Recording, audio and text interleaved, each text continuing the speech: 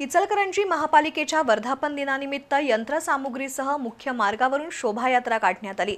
पारंपरिक आणि महापुरुषांची वेशभूषा केलेले अधिकारी आणि कर्मचारी लक्ष वेधून घेत होते। इचलकरंजी महापालिकेच्या वर्धापन दिनानिमित्त विविध उपक्रम आणि कार्यक्रम राबवण्यात आले। यानिमित्त शोभायात्रा काढण्यात आली।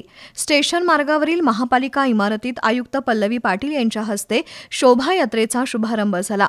अतिरिक्त आयुक्त सुषमा शिंदे, उपायुक्त नंदू परळकर, उपायुक्त अशोक कुंभार, उपायुक्त राहुल मर्ढेकर, मुख्य लेखा अधिकारी विकास खोळपे, मुख्य लेखापरीक्षक आरती खोत यांच्यासह अधिकारी कर्मचारी उपस्थित होते। या शोभायात्रेत विविध विभागामार्फत महापालिका देत असलेल्या सोयी सुविधांबाबतचे डिजिटल फलक लावण्यात आले होते।